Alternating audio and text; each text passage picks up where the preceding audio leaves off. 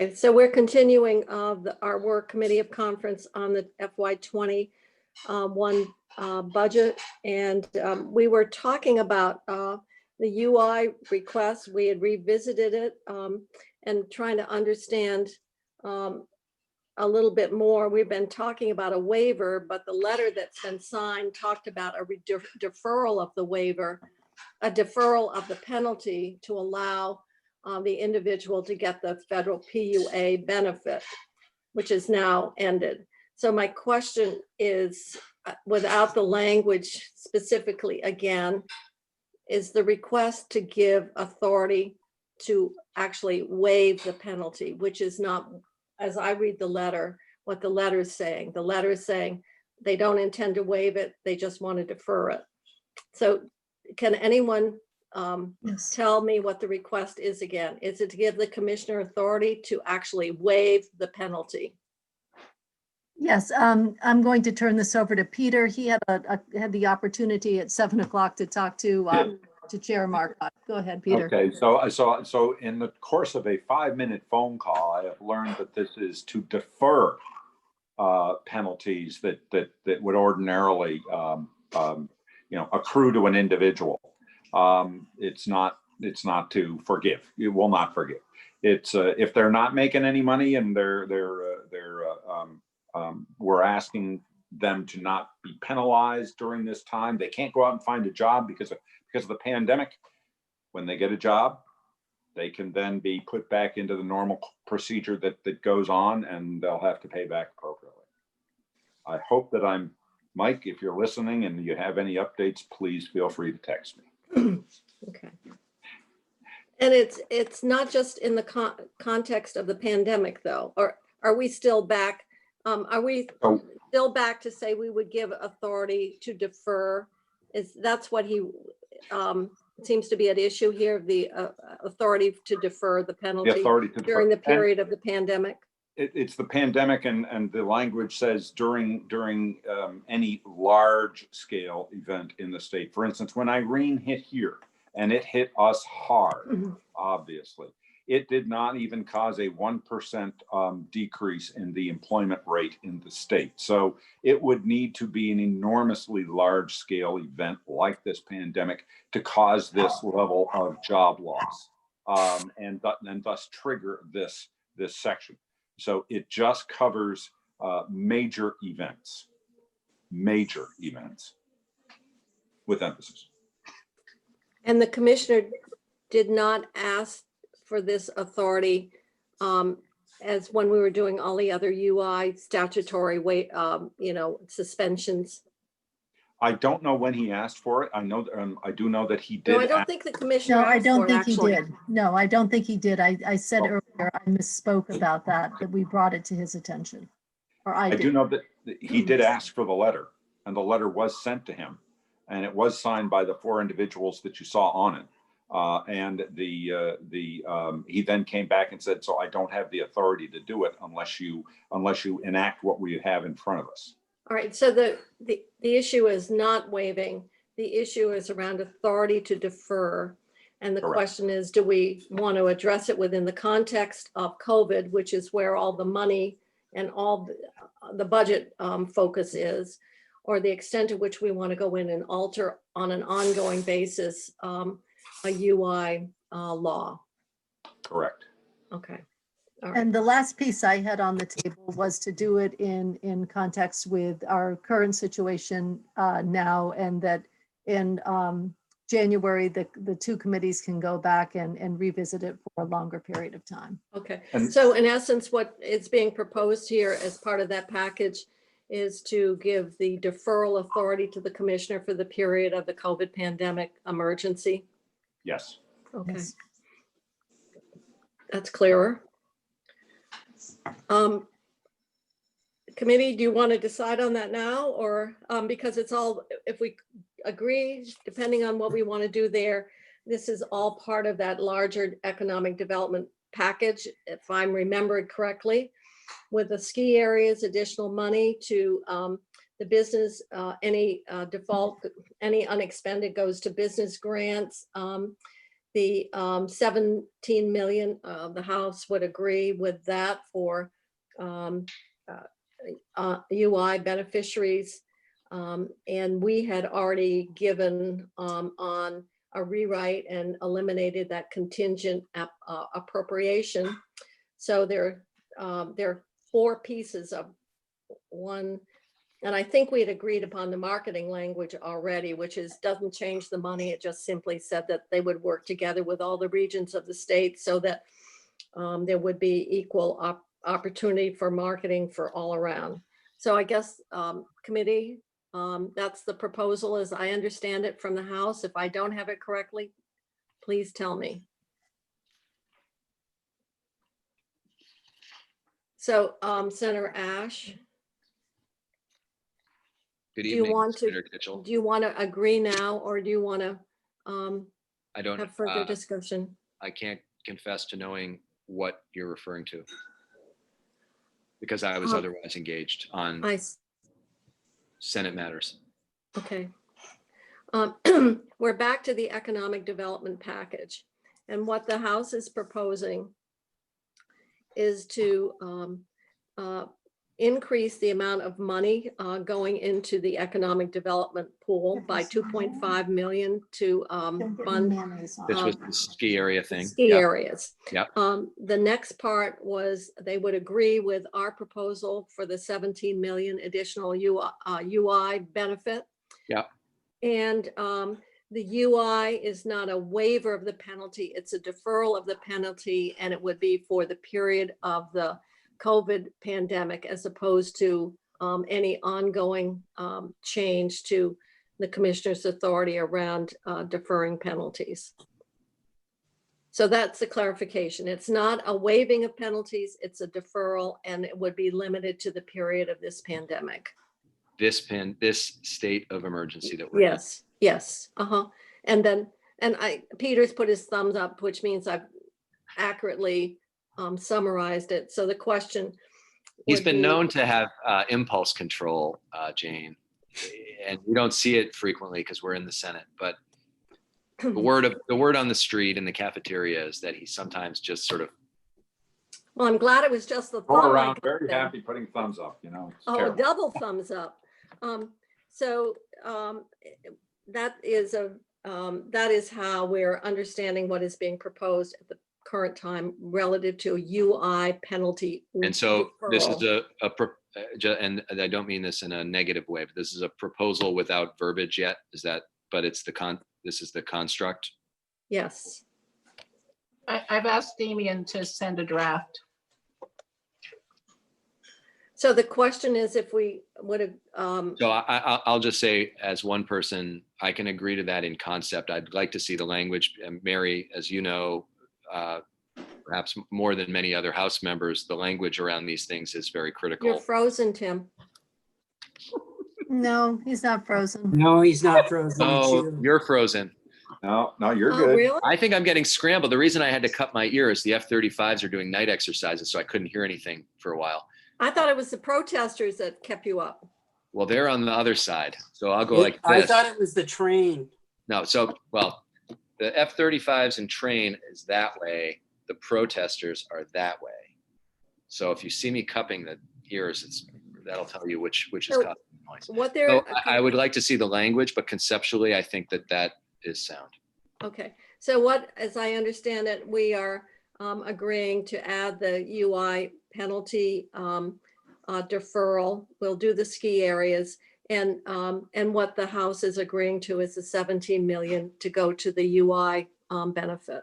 Can I, one caveat on the deferral issue? Is that Yeah. deferral intended to still be neutral on the cause of the disqualification? Yes, Meaning- it's only a Yeah. deferral. It's not a waiver. It's not a waiver. It's not going back on the reasoning behind the disqualification. It's just saying that you cannot go out and find a job right now. So we'll defer action on penalties until after you're reemployed, and then we can begin adjudication appropriately. Okay, thank you. And it's limited to the emergency Okay, thank you. period. So I think we would close that section out in concept and hope we can get some language from Damien soon that reflects this agreement. All right.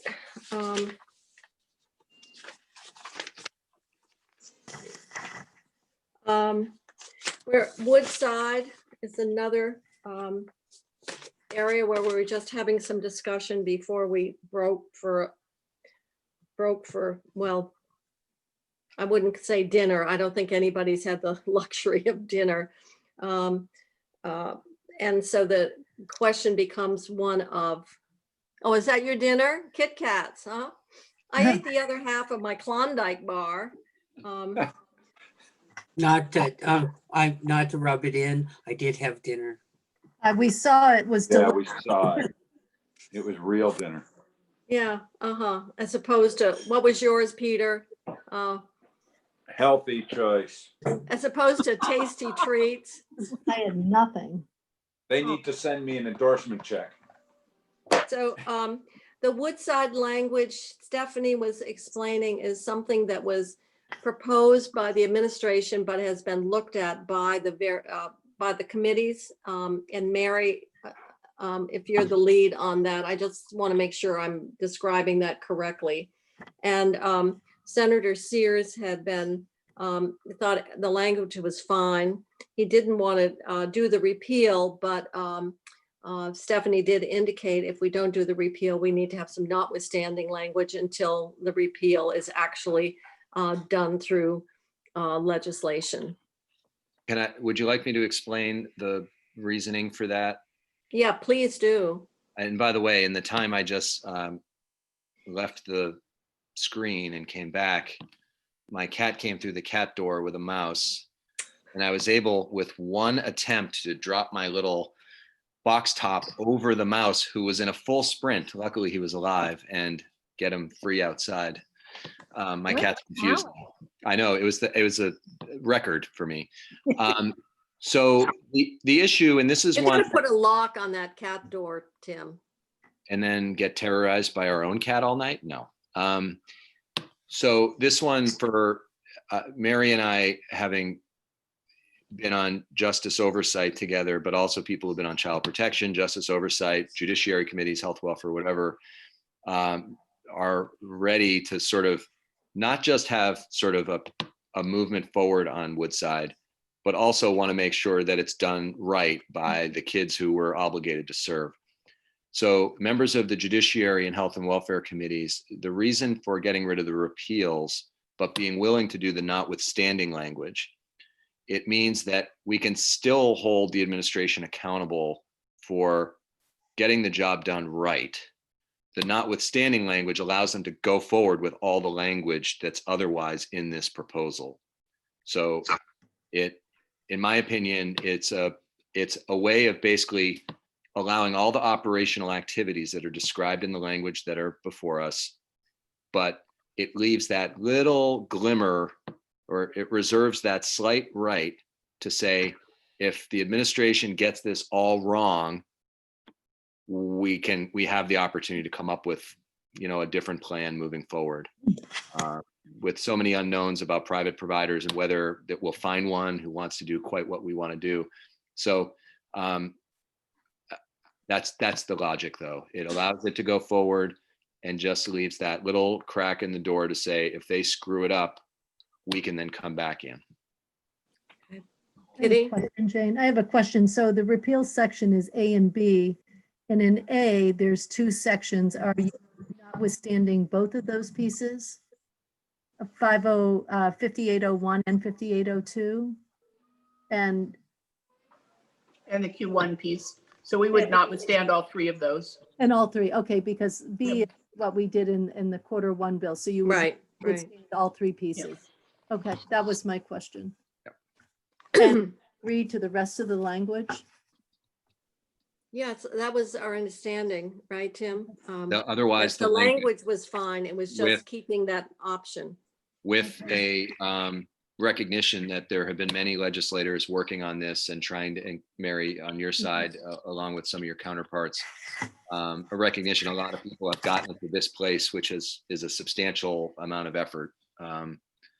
So this would be acceptable if you guys, we'd have to draft the notwithstanding language, but otherwise, all the other content. And so not to have a long drawn out discussion, I would ask Mary and Peter, I would be accepting of this language to do the notwithstanding of the repeals as long as the rest of the language is accepted in full, which it is. And so, To be clear that we're all talking about the same document. oh, that's a good point. We are working off of the one that Stephanie Stephanie forwarded sent. to us about 6 o'clock this evening. The one that said something like Woodside complete. Yes. So permanently cease operations. Yeah, all that language that I think, yes. So the short answer, Mary, is that it's the one that I believe is titled Woodside complete. Stephanie, you should confirm. I Yeah. don't, Yes, and the notwithstanding would, the repeals would come out and the notwithstanding would go right into the sub A at the very top of the sheet. Right. Correct. Who's and so- drafting that, Stephanie? We have it drafted and ready to go. You know, I just have to add the reference to the statutory pieces because you already had the reference to the Q1 in from the other bill, but that's, it would, instead of saying honor before October 18th, it would be notwithstanding acts and resolves 20, section A29 and the statutory pieces in sub A of the repeal. Mhm. The Agency of Human Services shall. Okay, all right. Is that, Yep. is that- So I have Any other myself questions? and Mary and Peter I wanted to hear from. Mary, Peter says thumbs up. Yeah. okay, It- we're good to go with that. As long as this is what Stephanie sent us at 6:07, that says yeah, okay, I've gone and looked at it. It says Woodside stock complete, Woodside complete. Yes, please, let's do it. Thank you. All right, so that has been closed out. So I think we're back to, are we just down to 2, Stephanie? I have insulin and I have the DPS mental health.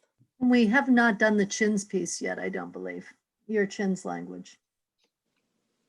Oh, okay. So we can just do it as a package, the 3 pieces. All right. Are you prepared to give us something as a package? Is that what you're saying? I'm saying that I will include the chins language in our decision-making with the insulin piece and with the mental health and DPS. We did receive, and I don't know if you've had a chance to check your emails, Jane, we did receive an email from the Commissioner of the Department of Public Safety. Mhm.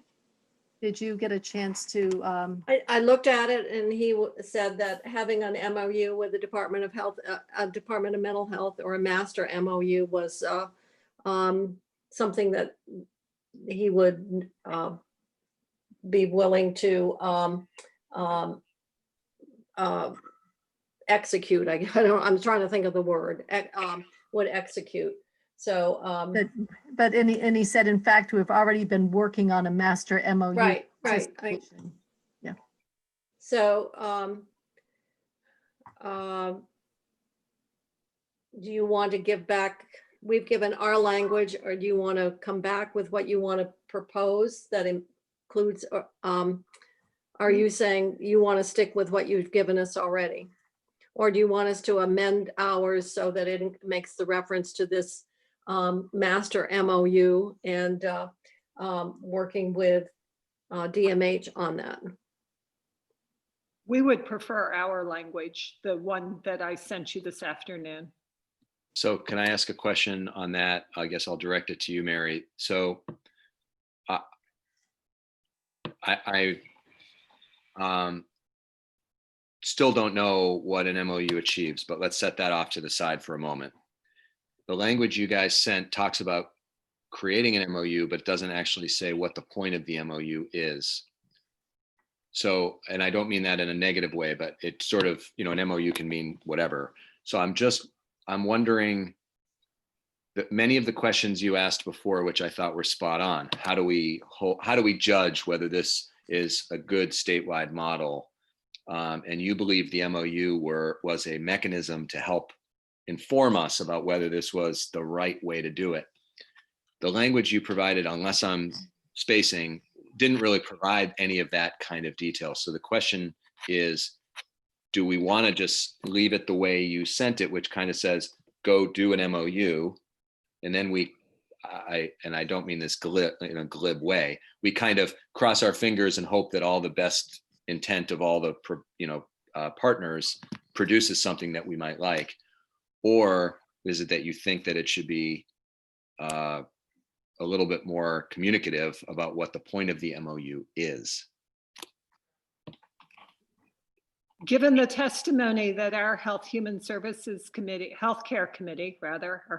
Committee took, and their conversations with the Department of Mental Health and the Department of Public DPS, whatever their name is, I have confidence that the work that they are doing right now is accomplishing what we want. And so I don't feel the need to add any more to that. I'm just thinking about the time frame that we have here, and I really would prefer not to spend more time with you, Senator Ash, this evening. I would love to go out and do something fun, but not this. Everything you said came out the wrong way there. Man, it's very rare. It's very rare someone from Montpelier says that they're like too cool to hang with someone from Burlington. Jeez. I'm gonna hang with you. Come on down. We don't have any F-15s. Are there any lights on right now in Montpelier? Nah, not up here. Man. We can stick with what we offered. I think it accomplishes. If what you offered was the MOU without the language about who should be prioritized for hiring, I'm more open to that. I offered the language about who should be prioritized. If you would like to drop that, we can take that one section out. I'm having trouble finding the one that you're referencing, Mary. Could Teresa put it up on the screen?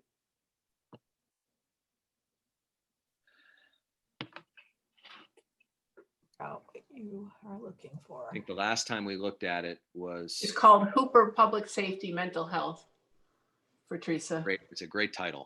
Got it. Could you give me the time, please? What was the time? We should call it Hooper's Mental Health regarding public safety. Could you give me the times? Oh, you've got it. Okay. Hooper's Publicly Safe Mental Health. So we took your language that you offered, I guess this morning, I've forgotten. I think it was daylight when you offered it.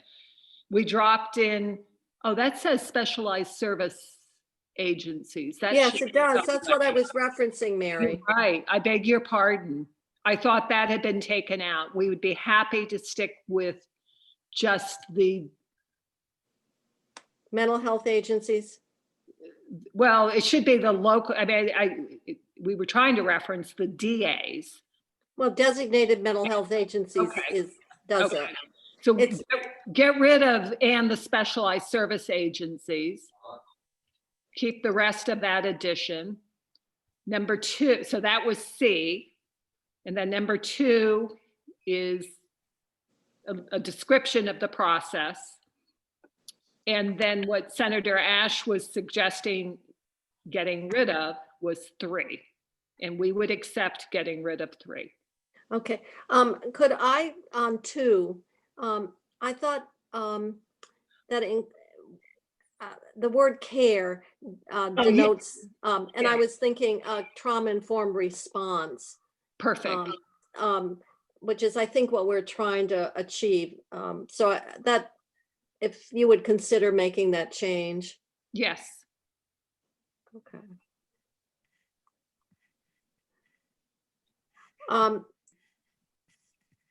Why, is there some reason that you have the mental health people? It's like mental health is a lead with the collaboration as opposed to public safety that has the money. I would think we would have public safety shall collaborate with the Department of Mental Health.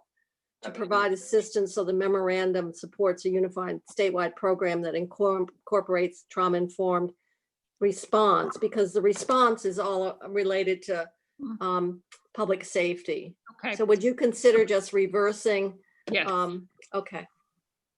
And then the care will just do response and, And special Okay. agencies is coming yeah. up. yeah. And So- number 3, And 3 would come out. Yep. All right. Yeah, specialized service agencies come out as well, Yep. up above.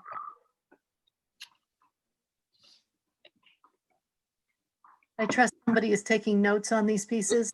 Who's manipulating the highlighter thing? That's right. Teresa, Look, it should. Almost like she's just highlighting the for fun and then it goes away. commissioner I'm being uses. Vanna. I'm wondering if we could, I'm just looking at the memo of the email from Commissioner Sherling. Perhaps we could have, he uses the term "and through a master memorandum of understanding." Because there might want to be, on the local level, those kinds of understand, but it seems to me they were talking about a master one. So I wondered if perhaps, Teresa, I I'm- think that's up above that it's she's up above, yeah. in that first one.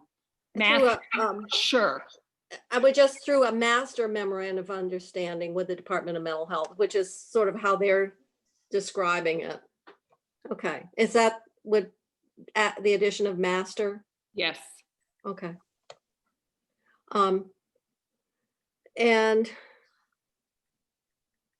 so we don't have all the changes in there. So the care is going to be replaced with response, and 3 would be eliminated. Anything else people see as we look at it with our tired eyes at this point?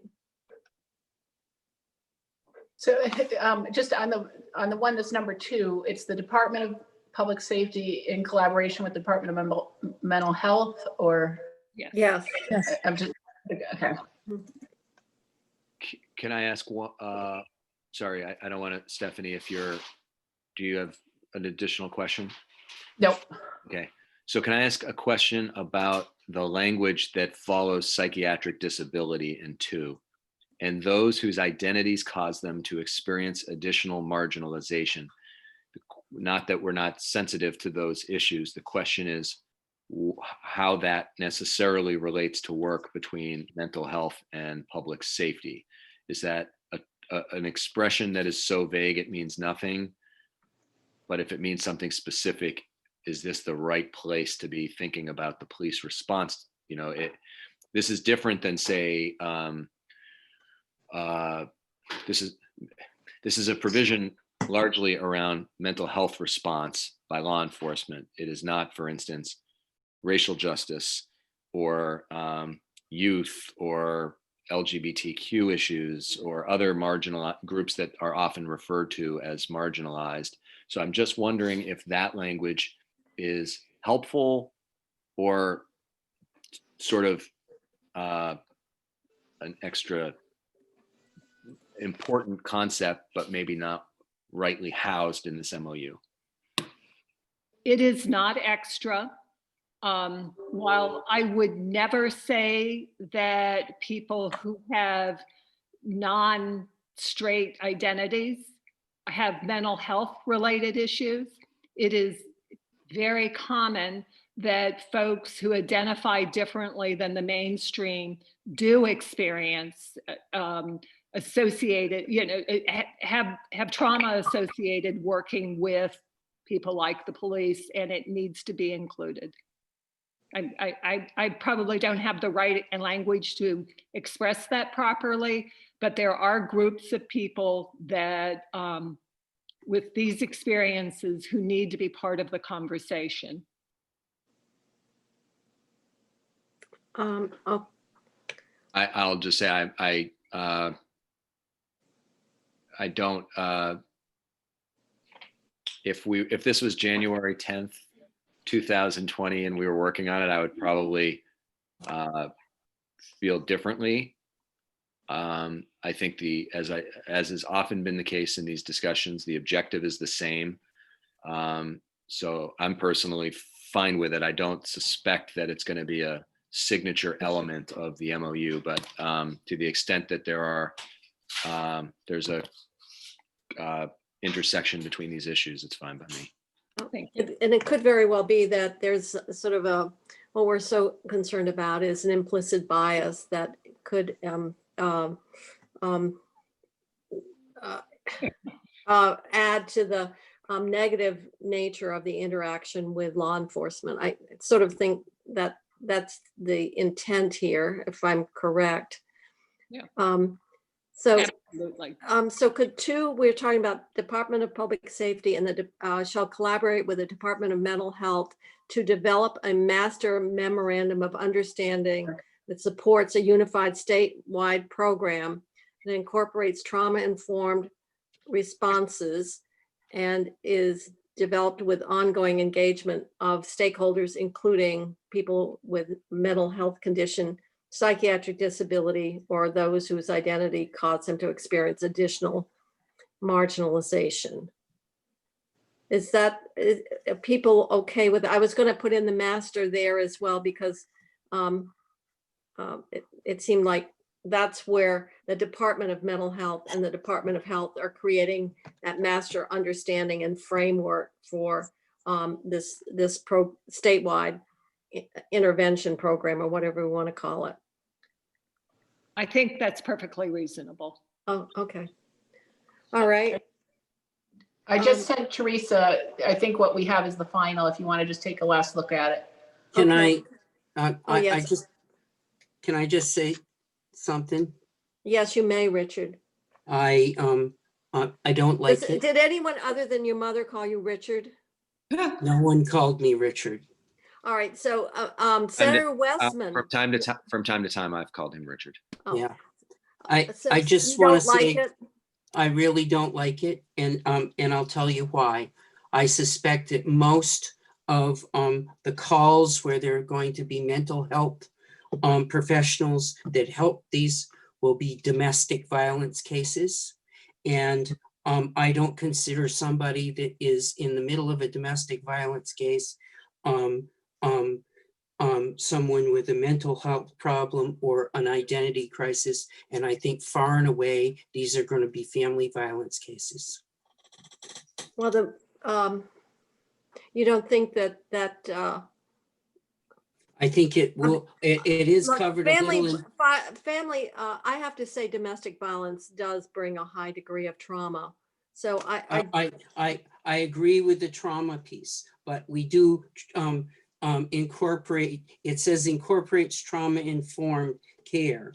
And then it goes on and it talks about the stakeholders, and the stakeholders don't say anything about family trauma. no. Oh, so maybe we should, what are you suggesting, that stakeholders ought to be representing victims of domestic violence? Yes. I think that's what you're saying. And That actually, is what I'm saying. the police, the volume of calls associated with domestic violence is just, I think that's the largest group. So the question then is, including individuals who have experienced domestic violence or lived experience with a lived experience of mental health condition or psychiatric. And so do you want, committee, what do you think about adding? You could put the domestic, the family violence piece at the end after marginalization. That's fine. It's Yeah. fine. But let me ask everyone else, Senator Westman's recommendation to include a reference to the family violence. I can't see anybody, so all I've got is text. I am fine with including the family violence piece in this section. I can't see. Peter, anyone. do you have a thumbs up? If you do, I can't see anybody. I do have a thumbs up. Okay. And Mary? If this gets us to yes, if we can stop editing, I will say yes. All right. And Rich, you're all happy now? I'm better. Well, Jeez. Good enough. You forgot to ask someone if they're okay. And Senator Ash, are you okay? Well, at first when you said, did you like it? I thought you meant people calling him Richard. So when he Oh. said no, I'm going to tell you why. I was like, oh, there's a great family story coming up. I'm still kind of waiting for that, but I'm fine. Okay, all right. So we'll add that and then we're done. No, we haven't done the. No, with this. language. Oh, okay. With I was gonna this. say, Stephanie, are you think we're all set then with the draft? You I pulled do it think we are. down. I do have a draft from Damien now on the other piece. I'm gonna send it to Teresa on the UI so you can see it. You wanted to see language. Okay, so now we'll go back to, that's just to the language that would reflect the decisions we've made. So as I understand it, which leaves us now with insulin in chins. so the insulin piece, you push the date out to January 1st, 2022. I did talk to the commissioner of DFR today. And knowing that our committees can take testimony and make any kind of adjustments that are needed, I would recommend to my conferees that we accept this language Okay, and move out the year to, okay. to 2022. Yes. Yeah, all right. Understanding, yeah. Uh-huh. Thank you. So now to chins. Well, the chins we were going to use for a piece to bargain with, so it's my last piece to bargain about taxes with, since there's nothing else left, right? We have nothing but the tax pieces. I think we've completed everything except, and so we would. Do we have language, I'm sorry to interrupt, but do we have the, did we have language, final language on the report on the hubs funding? I know we said November 15th, but has somebody drafted that, Stephanie? Yes, I thought I sent it. I will find it. Okay, well, I just wanted to make sure, because we had agreement on, I think we were all set on it. It was just a matter of getting Yeah. the final language. All right, so now we're down to chins and tax. And so they really have nothing to do with one another, and I'm not going to hold the chins hostage. We did, back in 2018, it was important that it was an area that needed to be addressed, why we had so many young children in state custody. And so I would recommend that we continue with that construct. And since we didn't swipe the money, let's see if we can get those dollars out the door and make a difference within the lives of those kids. So what was the, last was taxes. And Mary and Peter, you'll agree with me, just not to bargain with it, just take your chins and go. Take it on the chin and go, yes. You know, the one thing that I would just remind people is we have a study that's being undertaken by the University of Vermont, and we don't have, they actually were going to do case reviews. And when they finish that report, help us understand what are the factors that are driving that high rate of foster care in Vermont compared to other states. And so I'm hoping that that can be informative as well, because that's a very troubling trend. And all the various reasons for kids coming into custody exist in every other state, whether we're talking about violence or poverty or, you know, this or that. And it's just a very concerning reality. So I just wanted to remind people that last year's budget, one of the things we did fund was a study to be conducted by the University of Vermont School of Social Work or whatever, to really look very hard at individual cases and help us better understand the situation. So that's just, has nothing to do with this, other than it's just something that we funded last year and we still have to get the report. All right, Stephanie, we're back to Damien's revised language. We have two pieces of language from Damien. I sent the hazard pay earlier. What you have, what Teresa has is the temporary suspension of UI penalty weeks. Okay, we could take a look at that. Yep. Okay. that was- Teresa, maybe, yeah, perfect. Make it a little bigger. Oh, thanks.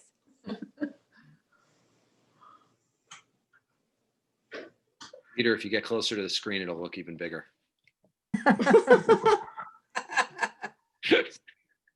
I can read without my glasses, but I've got to sometimes be a little closer.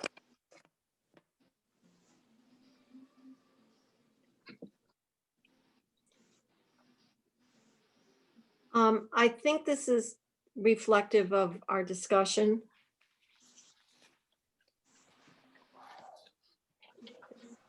I think it, All Shall be temporarily suspended. Wait a minute. Did the commissioner want blanket? that was, It's like, this is universal. I thought, well, I guess for a matter of equity, we have to do it this way, as opposed to the discretion of the commissioner. I'm sorry, I'm just rattling through what's going through my head. In other words, everybody's going to be treated the same. It has to be. I think it has to, yeah, I think it has to be. So when we were talking about the commissioner waiving, that's almost like, well, they make an exception. But what we're talking about here is this would just be the policy for anyone in this position during the period of the COVID emergency. Yeah. Can someone tell me what this last sentence means? Nothing in this section shall be construed to diminish a period of disqualification imposed pursuant to 20. I'm just trying to pull up 21-1347. Probably, to me, it meant that your penalty is your penalty. And if it's like 3 weeks, it's 3 weeks, not, they can't make it 2, but that's how I was thinking it. 1347 says any person who fails without good cause to make reasonable effort to secure suitable work when directed to do so. This is, I believe, if you can, you still have to find a job if you can. Is that right? I don't know if Damien's. It's under heading general benefits. Am I looking at the right one? 1347? Yeah. Any person who fails without good cause to make reasonable effort to secure suitable work when directed to do so by the employment office or the commissioner and has received any amount as benefits under this chapter with respect to weeks for which the person is, oh my God, I'm sorry, I won't read it out loud. It's too painful. Has received any amount, no, we're not. This is the longest sentence I've ever seen in my life. And I've seen some, I've read on the road several times. Tim, during the period of the emergency, that's one of the provisions that is waived. You are not required to go look for a job during the pandemic. So that's not relevant to this. Nothing in this section shall be construed to diminish a period of disqualification imposed. So is that meant to just say whatever your disqualification period was remains exactly the same, regardless of whether you benefit from this flexibility? Yeah, I think it just means that at some point it'll kick in and it'll be exactly the same. It's just the timing that it kicks in. Yep. Okay. Mary agrees, so it must be right. So are we okay with this addition? Yes. All right, thank you. The next section, I believe, would be taking S 353. And because we had mushed the two together when we put it in the budget, we're letting 352 move forward separately. So we have just the 353, and the only change that we're making to that is the addition of the the physician, the The Till resident, amendment. physician residents and the dental residents. So when you're talking 353, that's gone. You're talking about all the provisions within the budget. Let me better understand. Can I just ask a basic question since we're all tired, and just to refresh? 352, we sent back to the House. I don't think you took action today on it. It will have action tomorrow. So that one you've committed, it's going to get action, and Right, the remainder is going to happen in the budget. right. Okay, Whatever is going to That's happen what is going to be in the budget. that's what I was asking when you said Okay. 353. I didn't know if you were now planning to move. No, No, because 353 had that very large UI provision of which Mike Marcotte has said he wanted that provision that we just have agreed to delay the penalty. So what we have is 353 as we passed it. The only change that outside that UI big addition was we said that we would consider the physician residents and dental residents as part of 353 and deal with it in the budget. And so we've agreed that we will include that group of essential workers and suspend that $25 an hour cap that would have excluded them, although because of their hours of work, they actually are working many more hours than that salary reflects. And that required the additional $500,000, which we have found by funding it from the tier 2 of CRF money that was being held for joint fiscal committee. Right. That's, I believe, all Yeah, we're doing. I'd like to make an editorial statement though, and I totally appreciate Representative Till bringing this forward, but he did send something to the full Senate Appropriations Committee expressing dismay that we had, I think in part because he didn't understand we intended to take this issue up in the budget, but declaring that these individuals were perhaps the most deserving of all. And while I would not say they are less deserving than anyone, I think that there are many people who are basically condemned to a lifetime of working for very, very low wages, who have stepped up in ways that back in March, everyone praised them, but they'll be forgotten very quickly when we get out of this pandemic. And I'm very grateful that we've all coalesced around supporting all of these people who stepped up to support the community. But I continue to believe that the efforts that the House and the Senate have taken to support people who will never have no prospect of ever having high wealth or high earnings, that those individuals are really the heart and soul of this program, and the ones who everyone talks a big game, no matter what political party, whether it's national or state. They're the people who I believe we should be most proud of stepping up and supporting. Editorial over.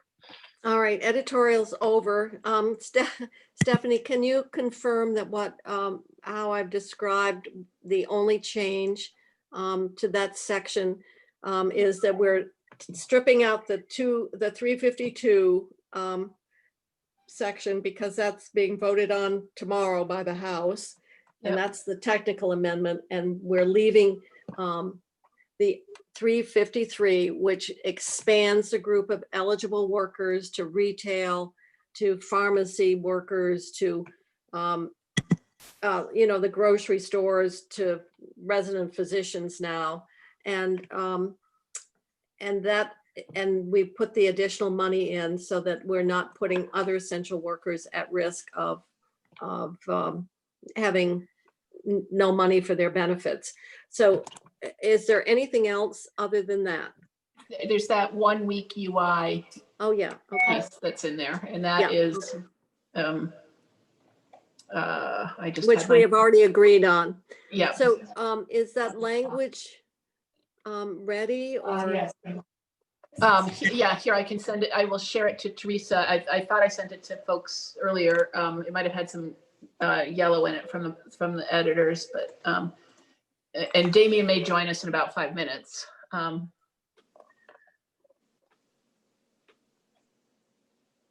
Okay, so the House has got action on 352 tomorrow. Is that what you said? Yes, Okay. with a major amendment. I'm joking. We're gonna give double pay for, it's gonna be, your grant's gonna be proportionate to how much money you make by salary. That's the amendment. I didn't editorialize on that last one, so I just had to make some kind of comment. We don't have sensitive humor in the Senate. Everything is very We've noticed by that. the books.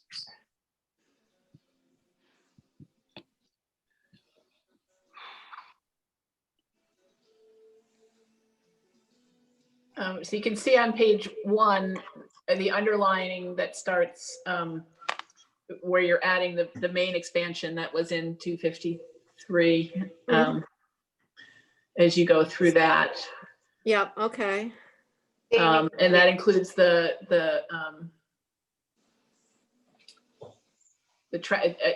traveling nurse agency or business use online. No, page. no, the traveling nurses we did in the technical amendment. Yeah, they're, Here in the, Aaron, There's Damien. Okay. hi everyone. Yeah, so the traveling nurses are also in this one, just for the sake of making sure the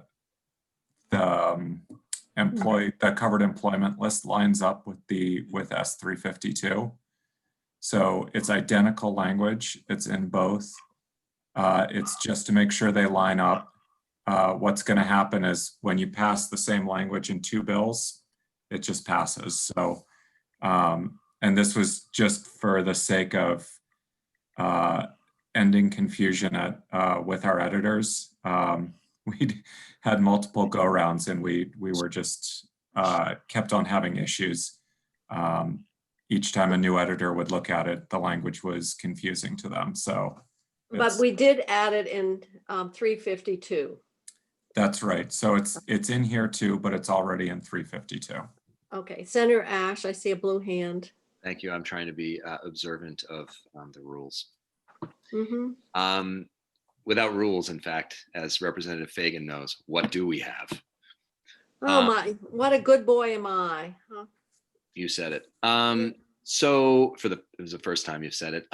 So Damien, I'm trying to piece together 2 things you just said, and I'm not trying to parse words. That's okay.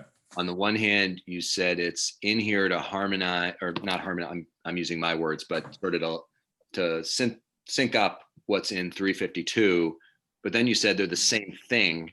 So if they both pass, they sort of like one of them they just kind of become living.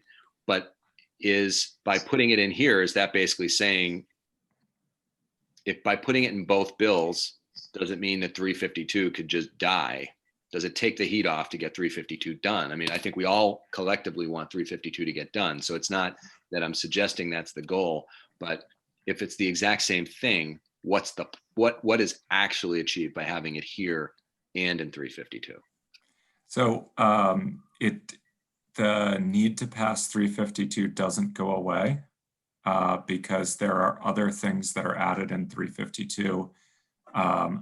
The most important things from the hazard pay standpoint are the lodging establishments that were taking care of homeless populations. And the additional money. Yes, there's an additional $2.5 million. There's also the employees who left their job after the hazard pay period. Right. And then there's the stabilization money for childcare. Okay, that's also in 352. Damien, as always, that's very helpful. All right, so Here. we won't argue with the editors. Could we just keep get to hopefully what Yeah. So we can what we keep wanna going see here. down here. So this is all language from 352. If we keep going down to the next page till we get to 17. Now we're into the expansion language: grocery store, pharmacy, And then Mhm. on the next page, we get through the other essential retailers, wholesale distributors that were bringing deliveries to the retailers, trash Privately collection. owned should be hyphenated, shouldn't it? Our editors say no. I would hyphenate it. I did. They Oh, I'm with changed you, it back, Damien, so. because privately Um, modifies owned and the two modify I agree, but facility. apparently their style guide says otherwise, so. Oh my gosh. um, Senator Ash will get out his guidebooks. Okay, let's keep going then. Childcare facilities Say that that again? were, About the guy, you mean the manual of style? Yeah, yeah, There should be a hyphen, let's be honest. I'm with you, but I defer to them. I So- propose a hyphen between privately and owned. Tick tock. The way we Let's make, keep- we make the clock tick faster if we put the hyphen there let's keep going. Yeah, with a hyphen. all right. So the I'm sorry I childcare even brought facilities it that up. were providing care to essential service providers, vocational rehab service providers, funeral establishments, crematory establishments, and then the last one here, these agencies are security agencies Mhm. that provided security services to other essential employers. So, So right, okay, that's all familiar. that's all there. The next one here, this is an important one. This adds back in the resident physicians and dentists if we scroll down to lines 9 and 10.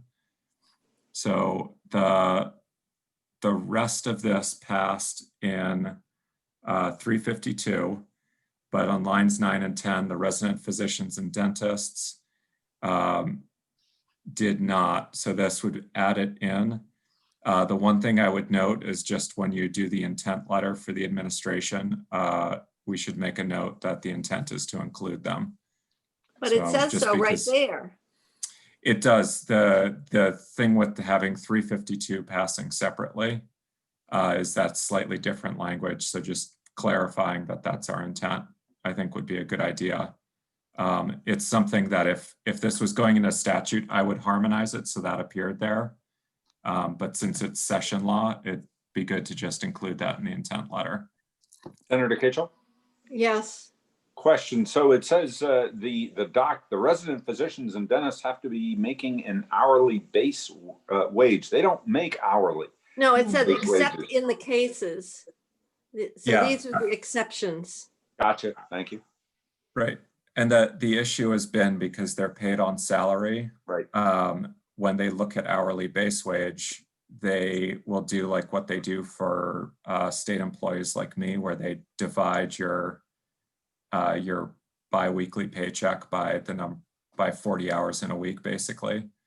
But the resident physicians, as we all know, are working 60 or 80 hours. So if they were getting paid hourly, it would be closer to 18 to 20 an hour.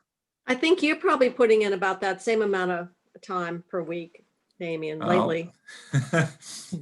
It hasn't been all that bad this time around, believe it or So not. what that is doing is carving them out and putting them into the group of essential employees where the 25-hour wage does not apply. Yeah, it's a long and inartfully drafted. I know, carve-out, I but looked at it it's a more than carve-out. once. Okay, Yeah. thank you. We'll keep going then. What else did we do? Oh, The the UI. next piece. one, this is also a very important one here on line 14. So the House had struck the exclusion for folks who have received unemployment insurance benefits. The proposal here would say if you've received more than 1 week of unemployment insurance benefits during the eligible period. So folks who were furloughed for a week and received unemployment or were laid off in the last week of the period would still be eligible. I hate to confuse this. We had talked about they'd get a part-time benefit. So it was the 1,200 plus 600, it was 1,800. This would allow them, if they met the full-time, to get the 2,000 plus the 600. It would. if you want them to only be eligible for a part-time benefit, then we would say, provided that Well- such an employee shall not be eligible for a grant of more than $1,200. The reason that I bring it up is that it would allow between the 600 and the 1,200 gets up to 1,800, which for not working a week is close to the 2,000. If you do it the other way, which is without partial benefit, it means the person who gets laid off a week will end up ahead of someone who worked full time. That's the only thing. So is 1,800 close enough to equity, or do we want to give that individual actually in the aggregate more benefit than the person who worked the full period? And so when we were talking about it in our work group in the Senate where we had drafted it, we had talked about allowing them to come in as opposed to they weren't eligible at all, is to say you could have that $600 and a partial benefit for a total of 18, which is close to the 2,000 for the person who worked all that time. So that was the recommendation. And I'm sorry, it wasn't, I thought we talked about it, but that was the recommendation from the Senate work group that put the original program and bill together. So that's the question. Do you want to bring it almost as much if you had a week off, or do you want to give the person who got laid off for a week more money than the person who worked full time? And our recommendation from the work group was that we should do the partial benefit. The 1,200 plus the 600 got us quite close. And if you're not working, then there's some savings. You're not commuting, you're not, there's costs associated with going to work. And with an essential person, you had to go to work because you couldn't work remotely. That's an eligibility criteria. That's right. Anyone feel that the partial benefit is not the right way to go? I can't see anybody. I can see you, Damien. The rest of us fell asleep. Okay. Well, that was the Senate view in terms of moving away from a total exclusion of eligibility to you could get a partial benefit with 1 week of UI receipt. And that was how we felt we could get as close to being fair as possible. Because the driving force behind this is not only were you essential worker, because many, many essential workers at high risk of exposure are not getting a benefit because they earn more than the $25 an hour, for example. So some people will say, I'm not included. That means I'm not deserving. That wasn't the case at all. It was how to narrow the financial void between people who are in lower wage jobs, working full-time, exposure at high risk of exposure, ending up worse off financially than the person not working and collecting that additional $600 a week, which is $15 an hour, federal benefit add on to the UI. So our recommendation is to the 1 week and the partial benefit of 1,200.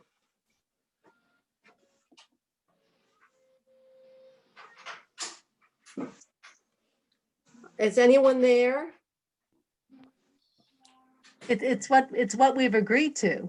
Okay, well, we just needed to, I wasn't sure. So Damien, can you just make We that wanted to addition? we really wanted to pound it home for emphasis though. Well, thank you. You wanted to see if I could remember anything? No, we've agreed to it, and so I'm thank you for walking through the language. I'm blaming Damien for this. All right, Damien. That's probably fair. Damien, I guess then it's, yeah, it's all your fault that you failed to include that critical piece of the partial benefit. I just sent Stephanie language that she can drop in there at the end of Okay. the sentence. Thank you.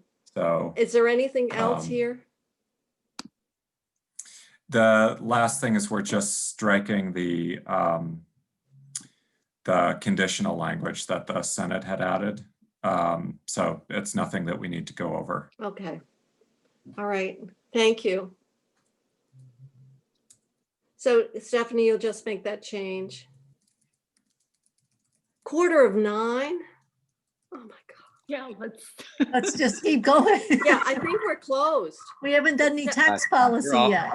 I know I'm No. from Chittenden County, you know, and things just start getting going at about 10 p.m. But you're really, you know, this is I'm in bed at 8 o'clock. really shocking, you know. Except for the tax policies, is there anything else that we I have don't know not what addressed? I still don't know what's outstanding or not. That's my question to Stephanie, who's keeping track. I'm sorry.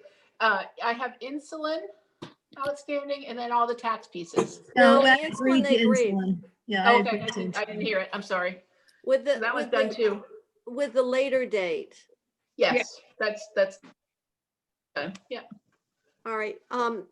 My conferees have asked if we could just take a break and confer and then decide where we go from here. But I think we've closed out, except for the tax provisions, all the differences that we have in the